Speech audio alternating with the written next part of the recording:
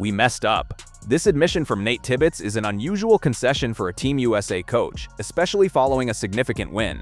Tibbetts acknowledged that the team's previous rotations had failed to utilize its most effective talent. For those who had questioned the earlier lineup decisions, his statement provided direct validation. The team's recent performance had been defined by a clear inconsistency. A player who set 5 world records in a single game remained on the bench for extended stretches, a decision that lacked an obvious tactical basis. Before analyzing the data behind this shift, the sudden change in the coaching staff must be addressed. Kara Lawson, who had previously limited Caitlin Clark's playing time, departed the team without an official explanation or injury report. In her absence, Phoenix Mercury head coach Nate Tibbetts took over the program. His first major adjustment was placing Clark in the starting lineup, ending the previous staff's hesitation regarding her role. This move challenged the narrative that Clark was unready for the physical nature of international competition. The previous coaching strategy, supported by staff including Stephanie White, emphasized a slower pace that restricted Clark's ability to run the floor. It was an approach that attempted to limit her natural style in favor of a more controlled, less efficient system. The result of that strategy was a stagnant offense. While the talent gap allowed Team USA to continue winning, the team's efficiency declined as ball movement stopped. The coaching staff cited roster depth and team unity as the reasons for these rotations, but the statistics suggested the team was underperforming. Under Tibbetts, a 55-point victory over New Zealand served as evidence of the benefits of a more aggressive approach. In 23 minutes of play, Clark's performance addressed claims that she was solely a volume shooter. Current efficiency ratings show she leads the entire tournament, producing more points per possession than any other player on the floor. Her impact is perhaps most visible in the plus-minus column. Clark currently leads the entire FIBA qualifying field in this category, indicating that the team performs at its highest level when she is active. This output has been maintained while she manages a recent injury and illness, performing effectively despite being at less than full physical strength. The change in leadership also allowed for a backcourt pairing of Clark and Paige Buser. While the previous staff rarely played the two together, Tibbetts utilized them as a tandem, which shifted the offense into a high-tempo transition game. The two guards demonstrated a level of chemistry that improved the team's overall offensive flow. The contrast in coaching styles is evident in their public communications. Earlier press conferences often featured lengthy defenses of a collective approach to justify benching top players. In contrast, Tibbetts has been more pragmatic, prioritizing lineup chemistry and reducing the minutes of other stars, such as Angel Reese, when the situation required a different rotation. He identified that the synergy between Clark Bookers and Dearica Hamby was highly effective and prioritized that lineup accordingly. These developments have direct implications for the Indiana Fever and the upcoming WNBA season. Clark is showing an improved defensive awareness, ranking in the top 5 of the tournament in steals, while also leading Team USA in free throws drawn. She is attacking the paint more consistently, demonstrating a more complete game against elite international competition. As the World Cup approaches, the period of restrictive coaching appears to have ended. The statistical data and recent margins of victory have clarified the team's optimal strategy. The primary question is no longer whether Clark should be the focal point of the offense, but why her role was ever a matter of debate. The current direction of USA basketball was solidified by a 55-point blowout and a coaching staff willing to adjust its personnel. The strategy of managing talent through limited minutes has been replaced by a blueprint focused on pace and efficiency. With the tournament moving forward, the team's most effective lineup is now firmly established. The tactical shift implemented by Tibbetts centered on a high-frequency transition game that the previous coaching staff had explicitly avoided. Under the prior system, the objective was to limit risk by slowing the pace and forcing the offense into half-court sets. This approach relied on size and interior strength, assuming that a slower game would naturally favor the American roster's height advantage. However, the efficiency data from the qualifying rounds demonstrated that this strategy actually narrowed the margin for error. By reducing the number of possessions, the coaching staff allowed opponents to remain within striking distance, turning games that should have been blowouts into competitive, grinding affairs. When Tibbetts removed these restrictions, the statistical output changed immediately. The number of fast break points increased by nearly 40% in a single game cycle. This was not merely a result of playing faster, but a result of playing with better spacing. The integration of Caitlin Clark and Paige Buchers functioned as the catalyst for this spacing. In the Lawson system, the two players were often viewed as redundant assets rather than complementary ones. The prevailing theory was that both players required the ball to be effective, leading to a rotation where they rarely shared the floor. Tibbetts challenged this assumption by treating them as dual playmakers who could interchange roles depending on the defensive coverage. In the New Zealand game, the synergy was evident in how the floor was balanced. When Clark initiated the primary break, Buchers functioned as a secondary creator on the weak side, forcing the defense to choose between closing out on a perimeter shooter or accounting for a cutting lane. This created a defensive vacuum that the previous coaching staff had failed to exploit. The efficiency of this backcourt pairing outperformed every other lineup combination used during the tournament, generating 1.45 points per possession. Beyond the scoring metrics, the defensive impact of this new lineup has been overlooked by critics who labeled Clark a defensive liability. The tournament data indicates a shift in her defensive positioning and activity levels. In the previous system, Clark was often hidden in zone coverages or assigned to the least active offensive threat to preserve her energy for the other end. Tibbetts moved her into more active roles, including defending the primary ball handler in full-court presses. This resulted in a career-high number of steals and deflections during the international window. Her ability to read passing lanes improved the team's defensive to offensive transition speed, turning turnovers into immediate points before the opposing defense could set its interior wall. This aggressive defensive posture showed that the physical nature of Phoebe play was not a barrier, but an environment where Clark could thrive when given the proper role. The physical toll of this tournament cannot be ignored, particularly given Clark's health status. Playing through the flu and recovering from a prior injury would typically result in a significant drop in shooting percentages and lateral quickness. However, the data shows that her output remained consistent across all 4 quarters. This suggests a high level of conditioning that contradicts the narrative that she would struggle with the density of an international schedule. Her presence on the floor also had a gravity effect on the defense. Even when her shots were not falling at their usual rate, opposing teams were forced to extend their defense to the logo, which opened up the interior for Dearica Hamby and Angel Reese. The decision to pull Reese from certain rotations was not a reflection of her skill, but a tactical necessity to maintain the spacing required for the Clark-led offense. Tibbetts identified that certain front-court pairings clogged the paint, making it easier for opponents to double-team the guards. By rotating in mobile bigs who could run the floor, he maximized the effectiveness of his backcourt. This shift in philosophy has significant ramifications for the Indiana Fever. During the previous WNBA season, the Fever often struggled with the same issues Team USA faced under Lawson: slow starts, poor spacing, and an over-reliance on half-court execution. The international tape provides a template for how the Fever might optimize their roster. Clark's willingness to attack the rim rather than settling for long-range jumpers indicates an evolution in her shot selection. She is drawing fouls at a rate that places her in the top percentile of all guards in the tournament. This pressure on the rim forces defenses to collapse, which in turn makes her perimeter passing even more lethal. The Fever front office is likely observing how Tibbetts utilized Clark in off-ball screens, a tactic that Lawson rarely employed. By using her as a screener or a decoy, Tibbetts created wide-open looks for teammates who had previously struggled to find space. The internal dynamics of the team also appeared to stabilize under the new leadership. Reports from the practice facility suggested a change in the atmosphere once the starting lineup was solidified. Under the previous staff, the uncertainty regarding roles led to a lack of cohesion on the court. Players were often looking to the sidelines for instruction rather than reacting to the flow of the game. Tibbetts gave the roster more autonomy, particularly in transition. This trust allowed the players to make read and react decisions that bypassed the need for complex play calling. The results were immediate: a reduction in unforced turnovers and an increase in assisted baskets. The ball movement became more fluid because the players were no longer afraid of being benched for taking calculated risks. This psychological shift was just as important as the tactical one, as it allowed the team's natural talent to surface without the burden of overcoaching. Analyzing the New Zealand game further reveals the specific mechanics of the anti-Caitlin plan's failure. Opponents had spent months developing a defensive shell designed to force Clark toward the sidelines and out of the middle of the floor. Lawson's response was to comply with this defensive pressure by keeping Clark in the corners, or using her as a spot-up shooter. Tibbetts countered by running high ball screens at the top of the key, forcing the defense to engage with Clark in the most dangerous area of the court. When the defense hedged, she found the open player in the pocket. When they dropped, she took the open look. The simplicity of this approach exposed the flaws in the previous staff's overcomplication.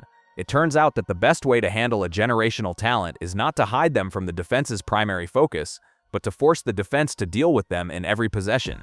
The efficiency of the bench also improved as a result of the lineup changes. When the starters established a significant lead early in the first quarter, it allowed the second unit to play with less pressure. The rotations became more predictable, which helped players like Angel Reese and other specialists find their rhythm within their specific roles. Rather than trying to be everything at once, the bench players could focus on rebounding, interior defense, and finishing at the rim. This clarity of purpose was missing during the Lawson era, where the constant shuffling of players made it difficult for anyone to find a consistent pace. Tibbetts treated the roster as a functional hierarchy rather than a social experiment, and the scoreboard reflected that clarity. The qualifying tournament served as a stress test for the future of the program. With veteran leaders like Diana Taurasi nearing the end of their international careers, the question of who would lead the next generation was a central concern. The performances of Clark and Beckers have effectively answered that question. They are not just the future of the team, they are the most effective version of the present. The data from the plus-minus columns suggests that the gap between the old guard and the new guard has closed faster than the previous coaching staff was willing to admit. By refusing to acknowledge this shift, Lawson and her staff had put the team at a tactical disadvantage. Tibbetts recognized the reality of the situation and pivoted toward the more productive lineup, regardless of seniority or previous narratives. Looking ahead to the World Cup, the blueprint is now set. The international basketball community has seen that Team USA is at its most dangerous when it plays with speed, spacing, and a focus on high-efficiency scoring. The days of grinding out low-scoring wins through size alone are likely over. The rest of the world has become too skilled and too athletic for that strategy to remain viable. To maintain its dominance, the American program must continue to evolve toward the modern game, which is defined by perimeter gravity and versatile playmaking. The New Zealand game was not an outlier. It was a demonstration of what happens when the most talented roster in the world is allowed to play without an internal governor. The role of Stephanie White and the previous assistants in the anti-Caitlin plan remains a point of discussion among analysts.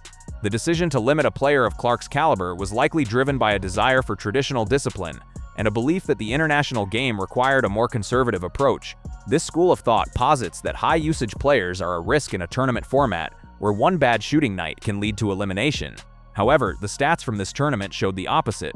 The risk was in not playing her. The team's efficiency without her on the floor was noticeably lower, and the offense often looked lost in late clock situations. Tibbetts realized that Clark's presence provided a safety net for the offense, as her ability to create shots out of nothing is a rare asset in the high-pressure environment of international play. The flu-like symptoms Clark dealt with throughout the latter half of the tournament also provided a glimpse into her mental toughness. While much of the media focus remained on her scoring, scouts were more impressed by her ability to manage the game while fatigued. She reduced her turnover rate during this period, making safer passes and focusing on directing her teammates into the right positions. This maturity in her game suggests that she has moved past the stage of a high-volume rookie and into the role of a seasoned floor general. She showed that she could influence the game through leadership and gravity even when she wasn't the primary scorer. This is a critical development for her WNBA career, where the demands of a 40-game season require a player to find ways to win even on nights when their physical energy is depleted. The narrative surrounding the Kara Lawson era will likely be one of missed opportunities. While Lawson is a respected coach with a deep knowledge of the game, her rigid adherence to a specific system nearly cost the team its identity. The "we messed up" comment from Tibbetts was a polite way of acknowledging that the program had lost its way by trying to force its best players into roles that didn't fit their strengths. The lesson for future coaching staffs is clear. The system must serve the players, not the other way around. When you have a player who can change the geometry of the court, you don't ask them to fit into a box, you rebuild the box around them. As the team prepares for the next phase of competition, the focus will remain on the Clark-Booker's-Hamby trio. Their ability to switch on defense and create on offense has become the baseline for the team's success. The coaching staff will likely look to deepen the bench with players who can mirror this versatility, ensuring that the team's identity remains consistent throughout all 40 minutes. The 55-point win over New Zealand wasn't just a victory on the scoreboard, it was a victory for a specific philosophy of basketball. It proved that greatness doesn't need to be managed, it just needs to be permitted. The global basketball landscape is changing, and the anti-Caitlin plan was a symptom of a program that was trying to hold on to the past. The rise of competitive teams in Europe and Asia means that Team USA can no longer rely on athleticism alone to win gold. They need a tactical edge, and that edge is provided by players like Clark, who can score from anywhere and find teammates in the smallest of windows. The efficiency ratings from this tournament are a warning to the rest of the world. If Team USA continues to play this way, the gap between them and the rest of the field will only grow wider. The validation that came from this tournament was not just for the fans or the media, but for the players themselves. They now know that the modern, fast-paced system works, and they have the results to prove it. The upcoming WNBA season will be the next major test for this evolution. Indiana Fever fans have every reason to believe that the version of Clark they see this year will be even more dominant than the one that broke records in college. Her time with Team USA, specifically under Tibbetts, has sharpened her skills and given her a new perspective on how to lead a team at the highest level. The numbers don't lie, she is the most efficient and impactful player in the game today. The anti-Caitlin plan was a temporary hurdle that ultimately served to prove her value. Now that the coaching staff has fully embraced her talent, the path forward is clear. The program has moved from a state of internal conflict to one of tactical clarity, and the results have been devastating for their opponents. In the final analysis, the success of the Tibbetts era will be measured by more than just wins and losses. It will be measured by how well the program adapted to the changing nature of the sport. By admitting their mistakes and moving toward a more modern approach, the coaching staff saved the team from a cycle of underperformance. They stopped trying to control the game and started letting the game dictate the pace. The result was a return to the dominant, high-scoring basketball that has always been the hallmark of American excellence.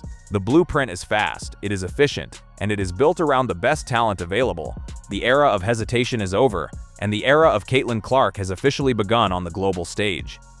The statistical dominance Clark displayed in transition is a direct result of her elite court vision, which allows her to see plays 2 or 3 steps before they materialize. In the half-court sets favored by Lawson, this vision was largely neutralized because the defense had time to recover and pre-rotate.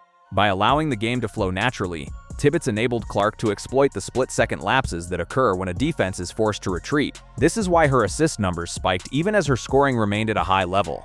She wasn't just looking for her own shot, she was dissecting the defense with every pass. This level of playmaking is what separates a good guard from a generational one.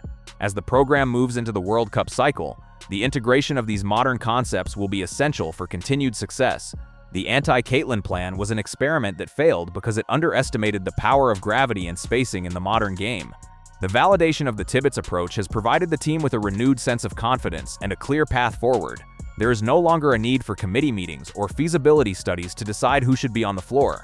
The numbers have spoken, the players have spoken, and the results are undeniable. The team has finally found its rhythm, and as long as they stick to this blueprint, they will remain the standard by which all other programs are measured. The transition is complete, the truth is out in the open, and the future of USA basketball looks brighter than ever. The global scouting response to this tactical pivot has been immediate. International programs, particularly Australia and France, have long relied on a physical, defensive shell strategy to neutralize American individual talent. Under the Lawson system, these teams found success by packing the paint and daring the U.S. guards to beat them from the perimeter within a structured, slow-moving offense. However, the data from the recent qualifying window suggests that the anti-Caitlin defensive blueprint is becoming obsolete. When the U.S. forward operates at the pace established by Tibbetts, opposing defenses are forced into scramble rotations before they can establish their preferred half-court positioning. The efficiency of the Clark-Booker's transition game has forced international coaches to reconsider their defensive transition protocols. They are no longer just accounting for the ball, they are accounting for a shooting range that extends 10 feet beyond the FIBA arc, which effectively increases the searchable defensive area by nearly 30%. This expansion of the floor has technical implications for the rest of the roster. With Clark drawing the primary defender and often a secondary hedge defender at the logo, the internal spacing for players like Aaliyah Boston and Dearica Hamby has fundamentally changed. Statistical tracking shows that during the 55-point win over New Zealand, the rim-to-mid-range area was significantly less congested than in previous games. This allowed for more direct passing lanes and higher percentage finishing at the cup. The gravity effect of Clark's perimeter presence acted as a force multiplier for the team's interior efficiency. For the coaching staff, this realization shifted the focus from how do we get everyone touches to how do we maximize the space created by our most dangerous threat. It is a move away from egalitarian ball distribution toward a system based on high-leverage efficiency. The impact on the Indiana Fever's front office cannot be overstated. Observing Clark's performance in a system that mirrors modern NBA-style spacing provides a roadmap for their upcoming roster construction. The Fever have historically struggled with offensive stagnation when the defense focuses entirely on Clark. However, the Team USA tape demonstrates that when surrounded by mobile, high-IQ players like Paige Buckers, Clark's secondary assist numbers, passes that lead to the pass that scores, become a primary offensive weapon. This suggests that the Fever may prioritize acquiring versatile wings and stretch bigs who can capitalize on the defensive displacement Clark creates. The data indicates that Clark is at her most effective not just as a scorer, but as a system shifter who forces the entire opposing defense to react to her movement, even when she does not have the ball. There is also a notable shift in the team's clutch time metrics. In the previous era, late-game situations often devolved into isolated play calling, which frequently resulted in contested mid-range jumpers or turnovers. Under the Tibbetts-led rotations, the team maintained its offensive pace even in the final minutes of close quarters. This suggests a higher level of trust in the system's ability to generate open looks through movement rather than individual heroics. The chemistry between the guards allowed for a read-and-react style that is notoriously difficult to scout. By the time an opposing coach could call a timeout to adjust to a specific set, the US had already transitioned into a different offensive look. This fluidity is the hallmark of the modern game, and its successful implementation at the international level marks a point of no return for the program. The psychological component of this transition has also become a subject of analysis. Professional athletes at this level are acutely aware of when a system is functioning at peak efficiency. The increase in assisted field goals and the visible reduction in forced shots suggest that the players have fully bought into the high-tempo philosophy. In the post-game analysis, the bench energy and on-court communication were cited as indicators of a more cohesive unit. This is a direct contrast to the earlier parts of the tournament, where the tension between the established veterans and the rising stars was often discussed in the media. By prioritizing performance data over seniority, Tibbetts appears to have solved a looming locker room issue before it could impact the team's quest for a gold medal. FIBA's own officiating has had to adjust to the speed of the new American offense. The increased frequency of transition plays has led to a higher volume of foul calls in the open court, as defenders struggle to keep pace with the Clark-led break. This has resulted in a significant advantage for the US at the free throw line. Clark's ability to draw contact while maintaining her shooting motion has made her one of the most efficient point-per-possession players in recent international history. This is not a result of star treatment, but a byproduct of her playing at a speed that forces defenders into compromised positions. The technical data shows that she is initiating contact in the paint at a rate 20% higher than during her rookie WNBA season, indicating a physical maturation that suits the international game. The viewership and economic metrics following this tactical shift have also reached record highs. Attendance for the qualifying rounds spiked as news of the lineup changes spread, and digital engagement numbers for Team USA highlights reached levels typically reserved for the men's Olympic team. This commercial success provides a secondary layer of validation for the coaching change. It turns out that the most efficient version of the team is also the most marketable. The Kara Lawson era had been criticized for being too conservative and unwatchable at times. The Tibbetts era has proven that elite basketball and entertaining basketball are not mutually exclusive. The program now finds itself in a position where the tactical decisions on the court are directly fueling the growth of the sport globally. The departure of Kara Lawson remains an unexplained variable in the team's trajectory. While the official line remains silent, the immediate improvement in the team's performance after her exit has led to a quiet consensus among analysts. The anti-Caitlin plan was not just a coaching preference, it was a fundamental misunderstanding of the modern game's evolution. By attempting to force a generational talent into a traditional, rigid structure, the previous staff had inadvertently created a ceiling for the entire team. The transition toward a merit-based rotation has clarified the specific roles of the team's front court. Under the previous administration, playing time was often distributed based on seniority or a perceived need for interior size, regardless of the game's tempo. Tibbetts shifted this by prioritizing players who could thrive in a high-velocity environment. This change benefited mobile forwards like Dearica Hamby, whose ability to run the floor in tandem with Clark and Bokers created a continuous fast-break threat. The statistics show that when Hamby shared the court with the dual-threat backcourt, the team's scoring in the paint increased significantly. This was not a result of traditional post-up play, but a byproduct of the defensive displacement caused by the guard's perimeter gravity. This tactical shift also forced a re-evaluation of how the team handles defensive pressure.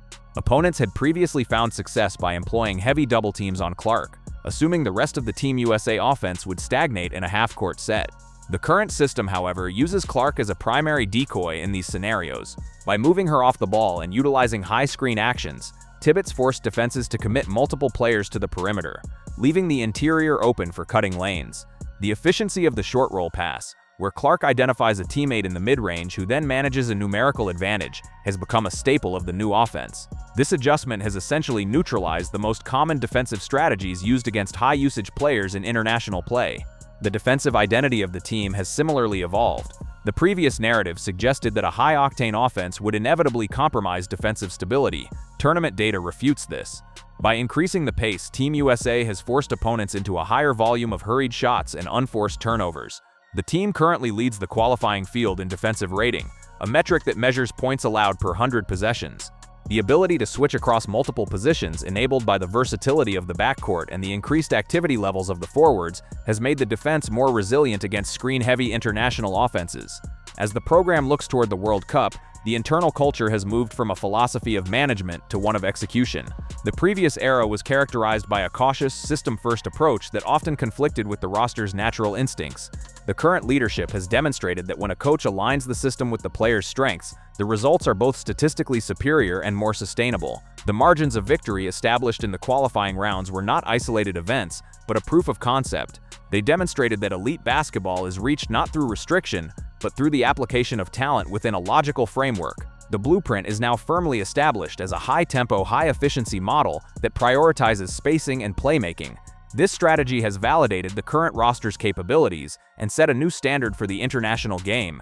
The questions regarding Caitlin Clark's fit within a national team system have been answered by her performance and the team's overall success. With the previous coaching strategies exposed as ineffective, the program is positioned to maintain its dominance by embracing the evolution of the sport. The transition is complete, and the focus has shifted entirely to the upcoming championship cycle,